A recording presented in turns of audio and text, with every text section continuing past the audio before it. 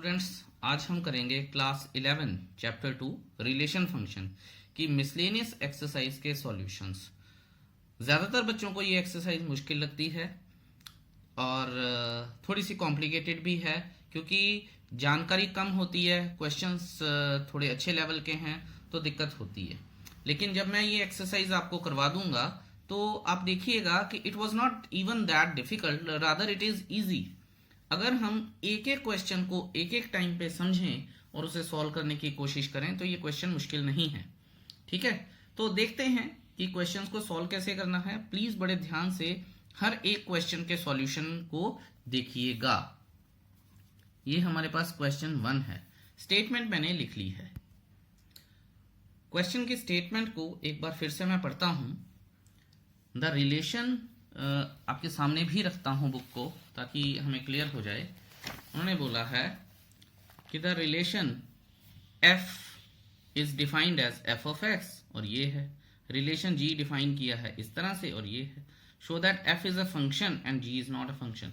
अब प्रॉब्लम क्या है कि बच्चे इसी तरह से पढ़ते हैं जैसे मैंने बताया है कि ये है और ये है, ये है और ये है, समझ नहीं आता है। अब आप ये देखिए कि क्वेश्चन को एक्चुअल में हमें प्रिसीव कैसे करना चाहिए था। देखिए, क्वेश्चन है कि हमारे पास अगर उन्होंने ये बोला है, ध्यान से देखिएगा, एक्स स्क्वायर है और तब है जब x is greater than 0, greater than और equal to 0 and less than equal to 3 है। तो यहां से हम ये लिख सकते हैं, सॉल्यूशन में अब लिखेंगे, सॉल्यूशन में considering f of x is equal to x square 0 less than equal to x less than equal to 3 and 3x 3 less than equal to x less than equal to 10। अब इसका मतलब क्या है? अब आप ये देखिए कि when x is less than 3 and greater than 0, ठीक है, then f of x क्या है? x square। ठीक है, अगर x की वैल्यू 0 या 0 से बड़ी है और 3 या 3 से छोटी है तो फिर f ऑफ x क्या है? x स्क्वायर है। ठीक है, बहुत ध्यान से देखिएगा। और x की कोई भी वैल्यू हो सकती है, इसमें तो कोई बड़ी बात नहीं है कि x की कोई भी वैल्यू हो सकती है हमारे पास। यहां पे अब आप ये देखिए कि इसको किसी भी तरीके से किया जा सकता था। अच्छा, इसके साथ ही अब उसने हमें x की एक और बात बताई है कि अगर 3 या 3 से बड़ा है, 3 लेस देन 3 इक्वल टू ये है, या 3 से बड़ा है तो हमारे पास फंक्शन फिर ये लग जाएगा। तो मैं यहां लिखूंगा when 3 less than equal to x less than equal to 10 है, देन f ऑफ x क्या है हमारे पास? 3x है। आई होप ये चीज अब आपको क्लियर हो गई होगी। ठीक है, कोई परेशानी तो नहीं होनी चाहिए। अब आप ये देखिए कि अगर ऐसे है, अब मैं एक रिलेशन ऑर्डर्ड पेयर बनाता हूं फंक्शन के, क्योंकि हमें पता है फंक्शन की डेफिनेशन क्या है। फंक्शन की डेफिनेशन है कि इसकी यूनिक इमेज बननी चाहिए। ठीक है, जैसे मेरी एक स्टूडेंट ने बताया था कि एक तीर से 2 निशाने तो लग सकते हैं पर 2 निशानों पे एक तीर। ठीक है, लेकिन what my student wanted to say, उसके कहने का ये मतलब था कि सर एक तीर 2 निशानों पे एट द सेम टाइम नहीं लगाया जा सकता। ठीक है, वेयर एज इसका मतलब क्या था कि ये एक फंक्शन नहीं है। एक इनपुट एक टाइम पे 2 आउटपुट्स नहीं दे सकती, एक इनपुट एक टाइम पे एक ही आउटपुट दे सकती है। वेयर एज, ध्यान दीजिएगा, वेयर एज 2 इनपुट्स एक टाइम पे एक आउटपुट दे सकती हैं। तो what my student wanted to say कि सर 2 तीर एक निशाने पे लग सकते हैं तो एक फंक्शन हो सकता है, एक तीर 2 निशानों पे कैसे लगेगा? फंक्शन नहीं हो सकता है।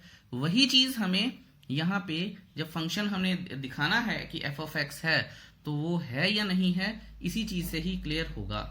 अब आप ये देखिए कि मैं जब ऑर्डर्ड पेयर्स बनाऊंगा तो हमें पता चल जाएगा, उसके बाद एरो डायग्राम की भी हेल्प ले सकते हैं हम, लेकिन वो जस्ट समझने के लिए होता है। जैसे मान लीजिए 1 नंबर का क्वेश्चन आता है, उसमें आप बता दीजिए। तो देखिए, अगर हम x की बात करते हैं, अब ध्यान दीजिएगा, अगर हम x की बात करते हैं 0 1 2 3, तो क्या होगा, 0 डालेंगे, ठीक है, तो 0 का स्क्वायर 0 आ जाएगा। तो ऑर्डर्ड पेयर क्या बनेगा, ध्यान से देखेंगे। अगर मैं इनपुट 1 डालता हूं तो 1 का स्क्वायर क्या है, 1 है। अगर मैं इनपुट 2 डालता हूं तो 2 का स्क्वायर क्या है, 4 है। और अगर मैं इनपुट 3 डालता हूं तो 3 का स्क्वायर क्या है, 9 है। ध्यान दीजिएगा, इसको थोड़ा सा और एक्सप्लेन करेंगे, ठीक है। अब आप ये देखिए, बहुत ध्यान से देखिएगा, यहां पे भी 3 इनपुट डाली गई थी तो 3 का स्क्वायर 9 आया था। यहां पे भी अगर मैं 3 इनपुट डालूंगा तो 3 का स्क्वायर 9 आएगा। तो मुझे ये बार बार लिखने की जरूरत नहीं है। अगर मैं इनपुट अब 4 डाल देता हूं तो मेरा फंक्शन क्या है, अब 3x हो जाता है, ठीक है, तो 12 आ जाएगा। अगर मैं इनपुट 5 डाल देता हूं तो मेरा फंक्शन क्या है, 15 आ जाएगा। 6 इनपुट जाती है तो 18 आ जाएगा। 7 इनपुट जाएगी तो 21 आ जाएगा। 8 इनपुट जाएगी तो 24 आ जाएगा। 9 इनपुट जाएगी तो 27 आ जाएगा। 10 इनपुट जाएगी तो 30 आ जाएगा। ये लीजिए जी, बन गए ऑर्डर्ड पेयर्स, ठीक है। तो पहले तो हम ये समझ लेते हैं कि हर एक नंबर की एक यूनिक इमेज है, हर एक इनपुट एक अलग आउटपुट दे रही है, ये तो एक बात हो गई। अच्छा, कुछ बच्चे ये क्वेश्चन पूछते हैं कि सर आप ये बताइए कि क्या ये सारे इंटीजर्स हैं बीच में जो हैं, हमें तो ये बताया गया था कि अगर ये ऐसे होते हैं तो अगर और कुछ मेंशन ना हो तो ये रियल नंबर्स होते हैं।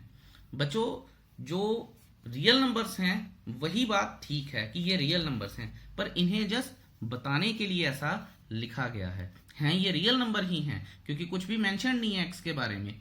सिर्फ उन्होंने बोला है कि पहले केस में 0 से बड़ा है और 3 से 0 या 0 से बड़ा है, 3 या 3 से छोटा है। अब मैं सारे रियल नंबर तो ले नहीं सकता, ठीक है, ये सिर्फ हमारी अंडरस्टैंडिंग के लिए है।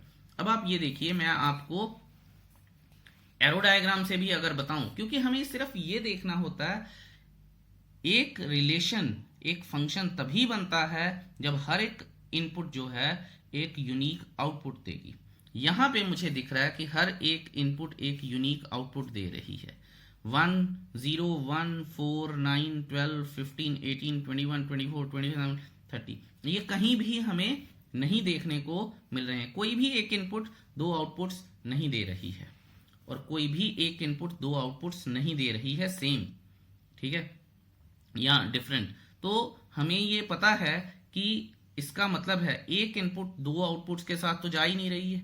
अगर नहीं जा रही है तो इसका मतलब क्या है कि ये एक फंक्शन है। तो या तो आप इसको इस तरह से बता सकते हैं, अदरवाइज आप इसे एरो डायग्राम की हेल्प से भी बता सकते हैं, ठीक है। तो मैं बनाने नहीं जा रहा, एरो डायग्राम आप खुद बना लेंगे, क्योंकि वो सिर्फ हमारी हेल्प के लिए होता है। हाउएवर, अब आप ये देखिए, यहां पे हम लिख सकते थे कि yes या therefore f of x is x square is well defined in x less than equal to 3 less than equal to 0, and f of x is equal to 3x is well defined in x greater than equal to 3 less than equal to 10, ठीक है। hence f of x is a function, ठीक है, and it is at defined at 3, क्योंकि यहां से 3 पे ही तो अलग हो रहा function, which is defined at 3, ठीक है। ये देखिए, ये पॉइंट चेंज कर सकता है इनको, ये 3 ही है। तो इस बात को बहुत गौर से देखिएगा। ठीक है, अब हम g ऑफ x की बात करेंगे और उसे समझेंगे कि वो फंक्शन है या नहीं है, क्योंकि इन्होंने लिखा है हमें ये प्रूव करना है कि g is not a function. Let's see.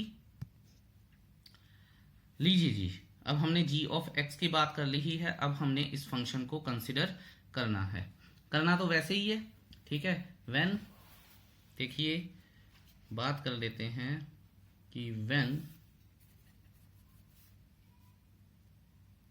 0 is less than x is less than equal to 2, ठीक है, देन f ऑफ x क्या है, x स्क्वायर है। And when 2 is less than x is less then 10, तो point of inequality जो आ सकता है वो 2 ही हो सकता है। तो बेसिकली तो हमें 2 पे चेक करना होता है, पर चलिए जस्ट आपकी नॉलेज के लिए ये सारा कुछ बताया जा सकता है। देन f ऑफ x क्या है भाई, f ऑफ x है हमारे पास 3x, ठीक है। तो बात फिर वही आ गई कि अगर यूनिक इमेज बनेगी तो फंक्शन है, नहीं तो नहीं है, ठीक है। सॉरी, g ऑफ x लिखना चाहिए मुझे, I am so sorry for that, ठीक है। ओके, सो अब आप ये देखिए कि मैं इनपुट्स ले रहा हूं। अगर x 1 है, सॉरी अगर x 0 है तो आउटपुट क्या है, 0 का स्क्वायर क्या आएगा, 0 आएगा। अगर आउटपुट इनपुट 1 है तो 1 का स्क्वायर 1 आएगा। अगर इनपुट 2 है तो 2 का स्क्वायर क्या आएगा हमारे पास, 4 आएगा, ठीक है। यहां पे अब बात कर लेते हैं, यहां पे भी इनपुट 2 है तो फंक्शन क्या लगेगा, 3 इंटू 2 6 आ जाएगा। सो एक तीर 2 निशानों पे लग रहा है, जो कि नहीं हो सकता, ठीक है। यानी एक इनपुट 2 आउटपुट्स दे रही है, कि यहीं पे ही हमें पता चल गया है। अगर आप आगे चाहें तो क्वेश्चन रोक भी सकते हैं, ठीक है, लेकिन मैं आपको लिख के बताऊंगा। 3 9 हो जाएगा, 4 12 हो जाएगा, 5 15 हो जाएगा, 6 18 हो जाएगा, 7 21 हो जाएगा, 8 24 हो जाएगा, 9 27 हो जाएगा, और 10 हमारे पास जो हो जाएगा वो 30 हो जाएगा, ठीक है। लेकिन मैं यहां पे लिख दूंगा कि since input 2 has 2 different outputs, since 2 has 2 different outputs, therefore, मैंने शॉर्ट फॉर्म लिखी है, आपने नहीं लिखनी है, ठीक है, आपने पूरा लिखना है। Therefore that is 4 and 6, therefore 2 does not have a unique image. So क्या मतलब है इसका, g of x is not a function at x is equal to 2। इसी पे मैंने आपको पहले बताया था कि अगर डिसकंटिन्यूटी आएगी फंक्शन में, या फंक्शन एक रिलेशन फंक्शन नहीं बनेगा, तो वो 2 पे ही, क्योंकि 2 पे ही 2 फंक्शंस अलग अलग डेफिनेशन दे रहे हैं अपनी, और तो कहीं नहीं हो सकते, ठीक है। तो इस बात को समझिए और ध्यान से क्लियर कीजिएगा, और उसके बाद ही आप अगला क्वेश्चन अटेम्प्ट करने की कोशिश कीजिएगा। आई होप ये क्वेश्चन आपको क्लियर है। अब मैं सेकेंड क्वेश्चन के स्टेटमेंट लिखता हूं। What I will request you कि आप भी अटेम्प्ट कीजिए सेकंड क्वेश्चन। अगर नहीं होता है तभी इसका सॉल्यूशन वीडियो देखिए, अगर हो जाएगा फिर भी देखिए, और देखिए कि क्या आपने सेम किया है या आपने जो किया है उससे कुछ बेटर हो सकता था। Let's see, let me write the statement. चलिए जी, क्वेश्चन 2 लेट्स सी क्या है। क्वेश्चन 2 में है हमारे पास f of x is equal to X square, उसके बाद f of 1.1 minus f of 1 upon 1.1 minus 1, इसकी वैल्यू निकालनी है। जैसे छोटी क्लासेस में हम करते भी थे, या 9th-10th में हमने बहुत ऐसा किया है कि हमारे पास फंक्शन जो है वो एक्स स्क्वायर है। ध्यान दीजिएगा, मैं सॉल्यूशन लिख रहा हूँ, सो जो भी आपके डाउट्स हैं यहाँ पे क्लियर हो जाने चाहिए। f of x is equal to X square, ठीक है। देयरफॉर ध्यान दीजिएगा, मैं थोड़ा सा एक्स्ट्रा कर रहा हूँ, f of 1.1 is equal to 1.1 का whole square is equal to 1.21 हो गया। एंड एफ ऑफ 1 क्या है, 1 का स्क्वायर इज इक्वल टू 1 हो गया। Now F of 1.1 minus F of 1 upon 1.1 minus 1, इसी की वैल्यू ढूंढने के लिए बोला ना। तो एफ ऑफ 1.1 की वैल्यू क्या है, 1.21 minus 1 upon 1 minus 1.1 minus 1 is equal to 0.21 upon 0.1 is equal to 21 upon 10 is equal to 2.1। That's the answer. देखिए कितना आसान था, ठीक है, एम ही मुश्किल लगता है ये, वैसे इतना है नहीं है। अब चलते हैं क्वेश्चन नंबर 3 की ओर। दोबारा से वही प्रोटोकॉल है कि आप भी स्टेटमेंट पढ़िए, क्वेश्चन को सॉल्व कीजिए, अगर हो जाता है तो भी वीडियो देखिए, नहीं होता है तब भी देखिए, लेकिन पहले खुद ट्राई जरूर कीजिए। Let me write the statement of question number 3। Let's see. Okay जी, स्टेटमेंट है find the domain of the function F of x is equal to X square plus 2x plus 1 और x square minus 8x plus 12, ठीक है, और हमें इसका domain ढूंढना है। बच्चों अगर आपको याद हो कि जब हमने फंक्शंस किए थे तो हमने एक बात की थी, एक रैशनल फंक्शंस होते हैं और दूसरे कोशेंट फंक्शन होते हैं। इनमें जो कॉमन चीज होती है वो होती है denominator should not be equal to 0। मैं आपको थोड़ा सा जानकारी एक्स्ट्रा दूंगा यहाँ पे, ठीक है, कि जो हमारे पास इसी फंक्शन की एक बार बात कर लेते हैं, फिर मैं थोड़ी सी एक्स्ट्रा नॉलेज दूंगा आपको कि द एफ ऑफ एक्स या this function is in the form of, या लिख लूंगा मैं here, F of x is in the form of p of x upon q of x, ठीक है, p by q where q is not equal to 0। ये function है तो हमने p of x q of x लिख लिया, where q of x can't be equal to 0। ये एक टाइप ऑफ फंक्शन होते हैं जहां पे denominator cannot be equal to 0। अब आप ये देखिए, जैसे कि हमें ये चीज दी है, x की तो कोई भी वैल्यू हो सकती है, it means x can be any real number, लेकिन ऊपर भी x है नीचे भी x है, इसका मतलब x वो वाला नंबर नहीं हो सकता है जहां पे ये 0 बन जाए। मैं जैसे आपको बोला था कि मैं इसमें एक्स्ट्रा इंफॉर्मेशन दूंगा, पहले मैं ये क्वेश्चन सॉल्व करवाता हूं, उसके बाद एक पॉइंट एक्स्ट्रा नॉलेज का आपको जरूर बताऊंगा। Let's go to the next page और देखते हैं कि हमें क्या करना है। फंक्शन ये लिख दिया है मैंने, इसके बाद मैं सॉल्व करूंगा। Let's see. ओके, फंक्शंस बहुत ही ज़्यादा इंटरेस्टिंग काम है करने वाला, तो देखते हैं कि हमारे पास क्या आना चाहिए। इसका मतलब we are concerned with denominator, numerator में 0 आए नहीं आए मुझे कोई लेना देना नहीं है। तो मैं यहां पे लिख लूंगा for the function to be defined, ठीक है, X square minus 8x plus 12 is equal to 0 और should not be equal to 0, sorry, ठीक है। तो यहां पे मैं स्प्लिटिंग द मिडल टर्म लगा लूंगा, should not be equal to 0। यहां पे बन जाएगा x minus 6 minus 2 x minus 6 should not be equal to 0। यह रहेगा x minus 2 x minus 6 should not be equal to 0, ठीक है। देयरफॉर, और ये इम्प्लाइज 2 हैं, वैसे ये भूलना नहीं चाहिए सब्जेक्टिव क्वेश्चंस में। Therefore x is not equal to 2 and x is not equal to 6, ठीक है। इसका मतलब अगर मैं x की वैल्यू 2 या 6 रखूं तो डिनोमिनेटर 0 बन जाएगा, जो नहीं होना चाहिए, और 2 और 6 के अलावा कुछ भी रखूं तो कोई फर्क नहीं पड़ जाता।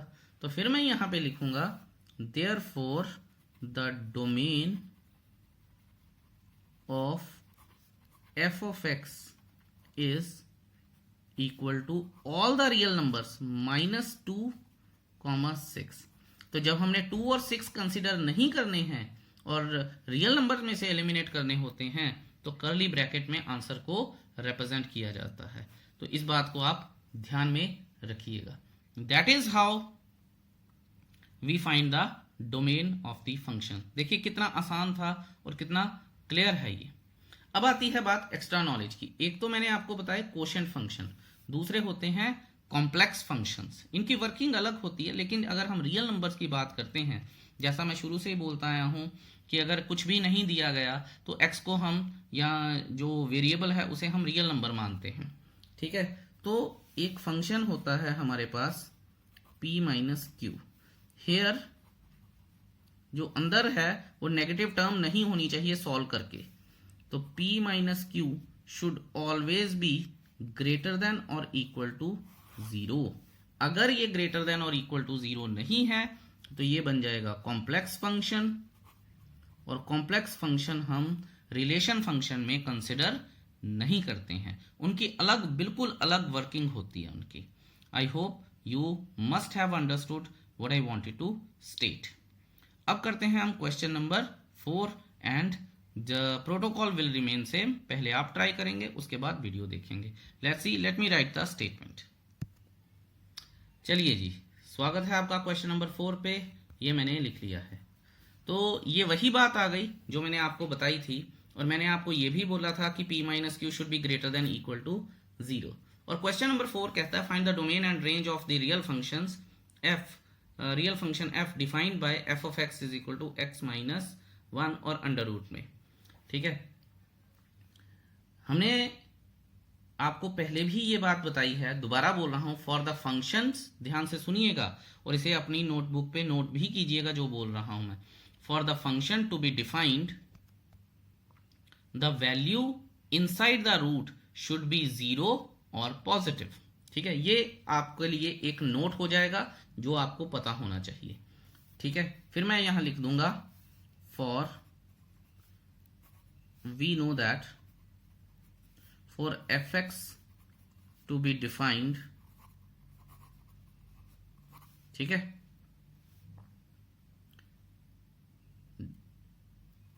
हाँ, x minus 1 should be greater than और इक्वल टू 0।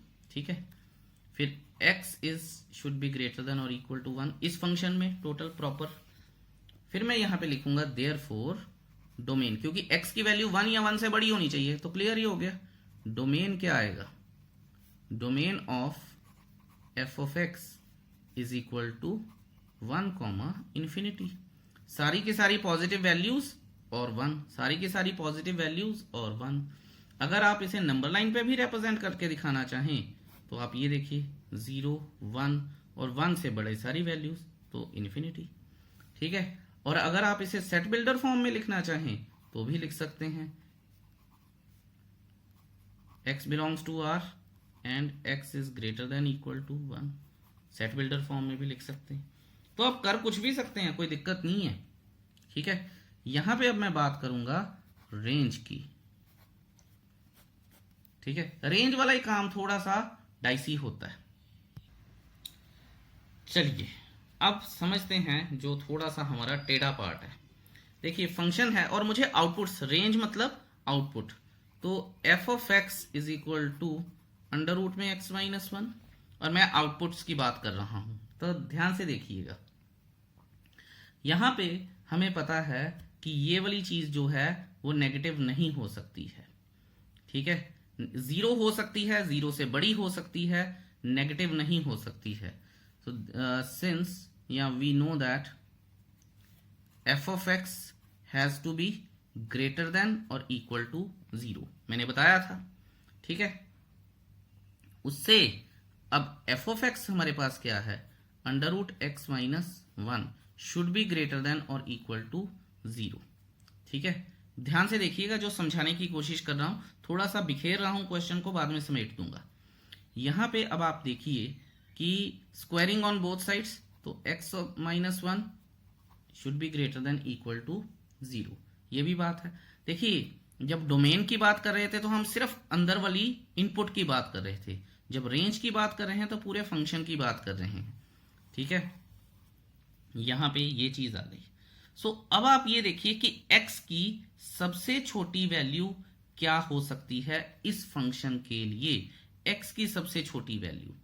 ठीक है, x की सबसे छोटी value, sorry f of x की सबसे छोटी वैल्यू क्या हो सकती है, ग्रेटर देन और इक्वल टू 0 लिखा ना मैंने, तो यानी f ऑफ एक्स की सबसे छोटी वैल्यू 0 हो सकती है, 0 से छोटी कोई वैल्यू नहीं हो सकती है।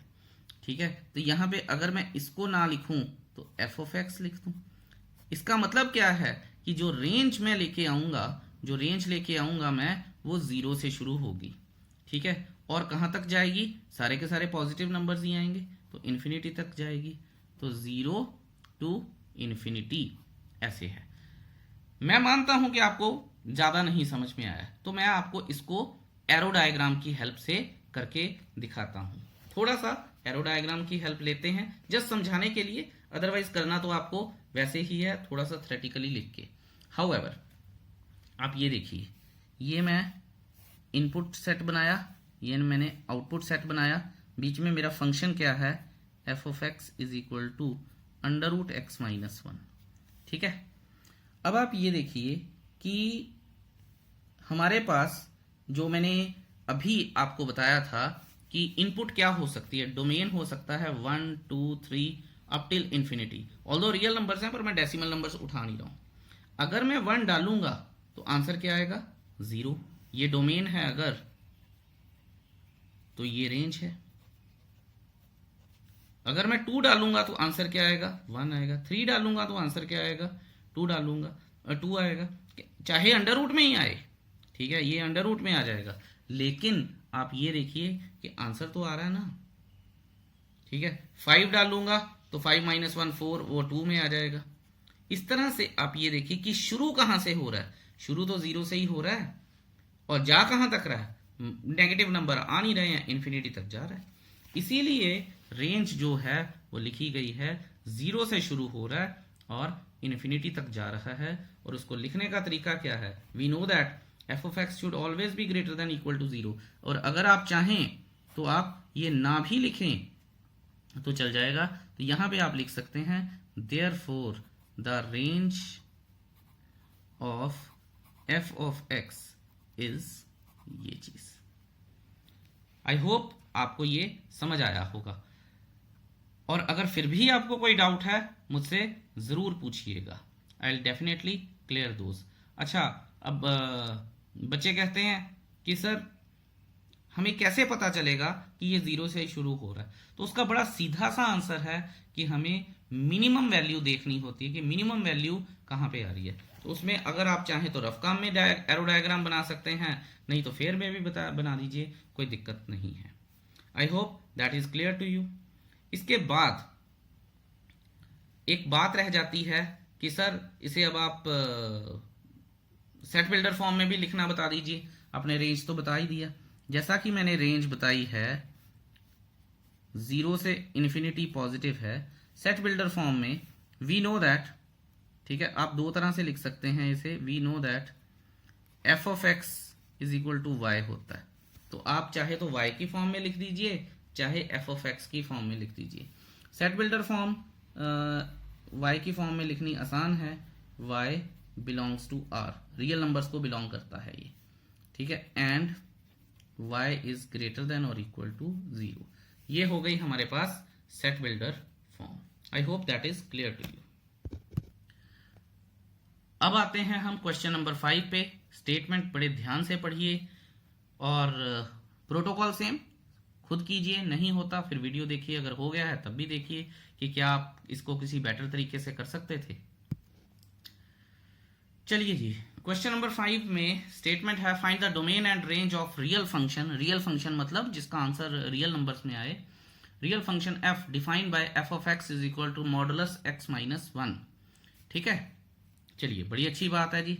अब आप ये देखिए कि मॉडुलस x माइनस 1, पहले हम थोड़ा सा मॉड के बारे में पढ़ते हैं और समझते हैं कि मॉडुलस का मतलब ही क्या होता है। देखिए, मैं इस क्वेश्चन को क्लोज कर देता हूं ऊपर वाले को। मॉडुलस x का मतलब होता है कि इनपुट कुछ भी हो, नेगेटिव हो या पॉजिटिव हो, आउटपुट जो है, ठीक है, उसने पॉजिटिव ही आना है। इसका ये मतलब है। इसका मतलब है, अब आप ये देखिए कि अंदर अगर मैं माइनस एक्स रखूं तो आंसर क्या आएगा x, पॉजिटिव x रखूं तो आंसर क्या आएगा x। इसका मतलब कि ये होता ही ऐसे कैसे है। तो देखिए, बाहर डिपेंड करता है कि हम इनपुट क्या दे रहे हैं। अगर हम इनपुट नेगेटिव नंबर दे रहे हैं, ठीक है, तो फंक्शन के बाहर नेगेटिव लग जाएगा, तभी आउटपुट पॉजिटिव होती है। और अगर अंदर जो आंसर है वो पॉजिटिव आ रहा है तो बाहर फिर कोई नेगेटिव वगैरह नहीं लगा होता, सिंपल ये लगा होता है। तो इसका मतलब that is the working of mod. ठीक है, आपको बड़े ध्यान से समझना चाहिए कि अंदर वाली जो चीज है उसे पॉजिटिव बनाना है हमने एज एन आउटपुट। ठीक है, अगर वो नेगेटिव है तो बाहर ऑटोमेटिकली नेगेटिव लग जाएगा। जैसे ही ये मॉड खुलेगा और ब्रैकेट जाएगी तो बाहर अंदर वाले जो जवाब है उसी के हिसाब से बाहर माइनस प्लस लगने शुरू हो जाते हैं। ठीक है, ये मॉड की वर्किंग होती है। अब आप ये देखिए, इसे एब्सोल्यूट वैल्यू या मॉडुलस फंक्शन भी बोला जाता है। अब आप देखिए क्वेश्चन नंबर 5 की आराम से बात करते हैं कि क्वेश्चन नंबर 5 में सिस्टम क्या है। क्वेश्चन नंबर 5 में सिस्टम है कि find the domain and range. तो एफ ऑफ एक्स हमें क्या दिया है, मॉडुलस एक्स माइनस 1। देखिए मुझे पता है कि इसका आंसर या तो जीरो आ सकता है या पॉजिटिव आएगा। ठीक है, जीरो आएगा तो बाहर नेगेटिव हो पॉजिटिव हो कोई फर्क नहीं पड़ेगा। ठीक है, लेकिन पॉजिटिव है तो फिर बाहर कोई साइन नहीं लगेगा। अगर नेगेटिव आ रहा है इसका आउटपुट तो बाहर नेगेटिव लग जाएगा। तो यहां हम लिख लेंगे कि we know that modulus function are defined for all real values of x. ठीक है, ये आप लिख लीजिए, थोड़ी अपना फॉर्मेलिटी सी है पर कर लेनी चाहिए। ठीक है, इसका मतलब समझिए आप, मतलब है कि मैं x की कोई वैल्यू रख दूं, नेगेटिव रख दूं, पॉजिटिव रख दूं, क्या फर्क पड़ जाएगा, कोई फर्क ही नहीं पड़ता। ठीक है, इसका मतलब जो डोमेन है वो क्या आएगा, therefore domain of f of x, ठीक है, will be equal to r, because absolute या मॉडुलस फंक्शन, बिकॉज एब्सोल्यूट और modulus functions are defined for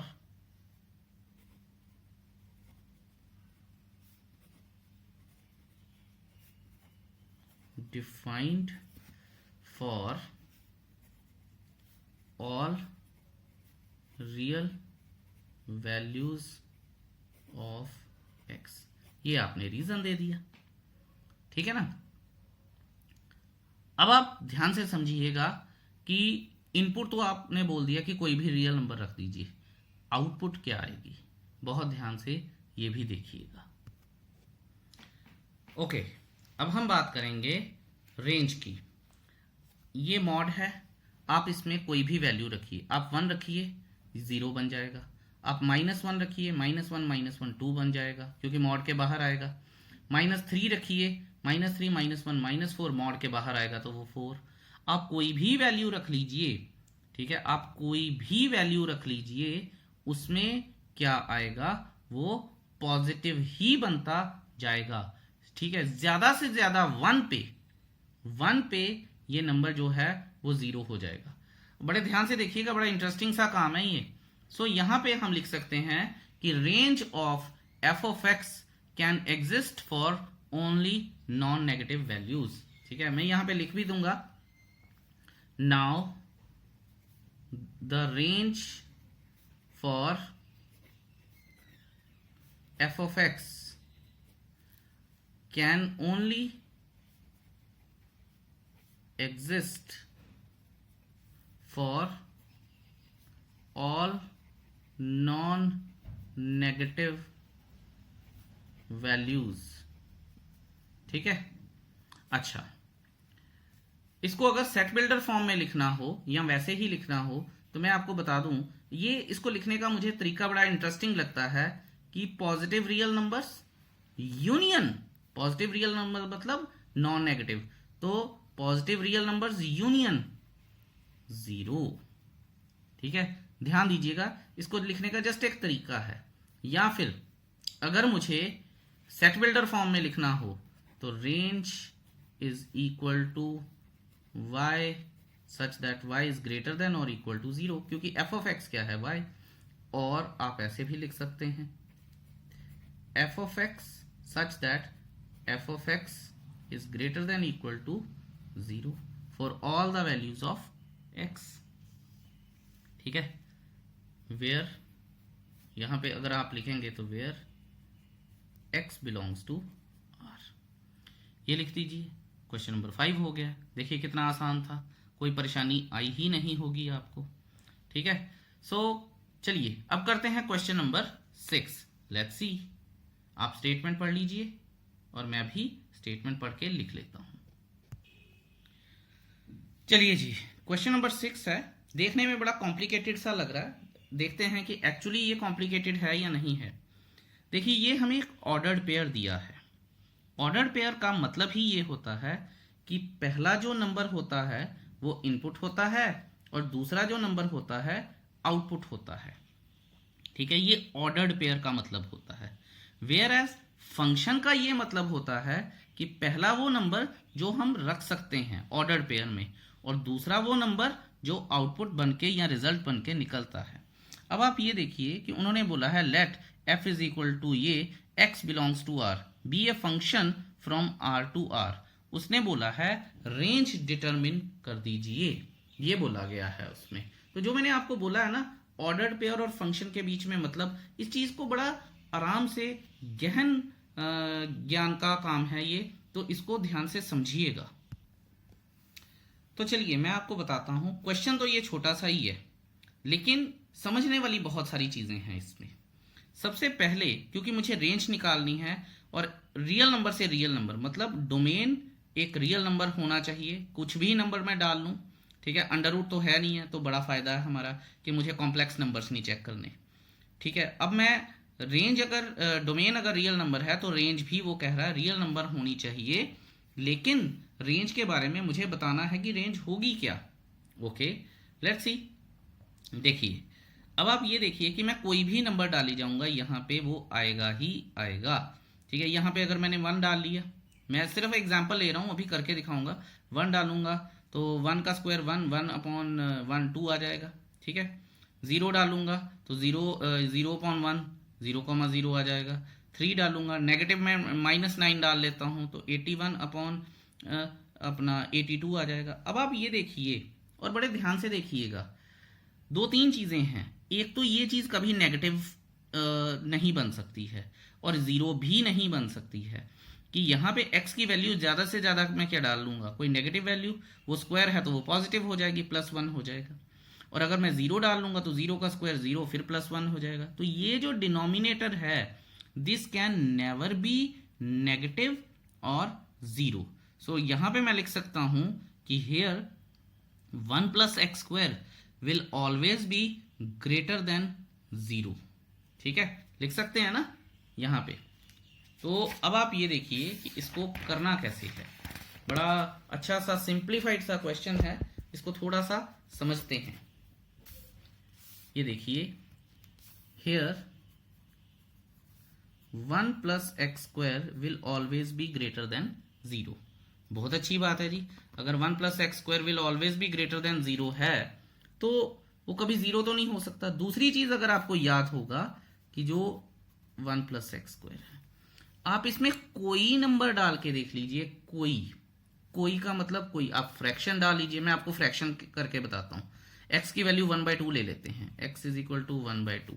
x² क्या हो जाएगा, 1/4 डिवाइडेड बाय 1 + 1/4 हो जाएगा। तो 1/4 डिवाइडेड बाय 5/4 आ जाएगा, 1/4 इंटू 4/5 आ जाएगा। ये देखिए, तो मेरे कहने का क्या मतलब है, मेरे कहने का ये मतलब है कि आप इसमें x की कोई वैल्यू डाल के देख लीजिए, this will always be less than 1। ठीक है, ये देखिए 1/5 आया था ना यहाँ पे। अगर मैं 1 डालता हूं तो 1/2 आएगा, 0 डालता हूं तो 0 आएगा। ठीक है, और अगर मैं 1 डाल लेता हूं तो मैंने बताया 1/2, 2 डालता हूं तो यहाँ पे 4/5, 3 डालता हूं तो 9/10, 4 डालता हूं तो 16/17। तो डिनोमिनेटर से एक बढ़ी जा रहा है। इसका मतलब जो रेंज है हमारी वो ज्यादा से ज्यादा या तो 0 हो सकती है या फिर वो क्या हो सकती है, 1 से कम। ठीक है, कहने का मतलब है कि वो 1 नहीं हो सकती कभी भी। तो फिर हम यहां पे लिखेंगे therefore here is greater than 0, therefore range of f, ठीक है, is 0 हो सकती है और 1 कभी नहीं हो सकती, सॉरी ओपन ब्रैकेट, ठीक है। सो ये है हमारे पास इसका जवाब, ये हमारे पास रेंज ऑफ द फंक्शन। देखिए क्वेश्चन कितना बड़ा था, आंसर क्या निकल के आया। अब बच्चे कहते हैं सर आप इसे सेट बिल्डर फॉर्म में लिख सकते हो, तो सेट बिल्डर फॉर्म में हाँ जी लिखा जा सकता है। रेंज इज इक्वल टू, यहां पे अगर हम y की बात कर रहे हैं, f ऑफ x y होता है, तो y such that y belongs to R, ठीक है, where 0 less than equal to y less than 1, इस तरह से लिखा जा सकता है। बस आप ये लिख दीजिएगा कि here y is equal to f of x, ताकि ये पता चल जाए कि हम रिजल्ट की बात कर रहे हैं, ठीक है। वैसे कोई परेशानी नहीं है। तो ये हो गए 6 क्वेश्चंस। नेक्स्ट 6 क्वेश्चंस के लिए आपको नेक्स्ट वीडियो देखना पड़ेगा। टिल देन वेट कीजिए। Thank you so much for watching this video so patiently. अपने कॉन्सेप्ट बिल्ड कीजिएगा, अगले 6 क्वेश्चन भी इक्वली अच्छे हैं। Thank you, have a beautiful day ahead, bye bye.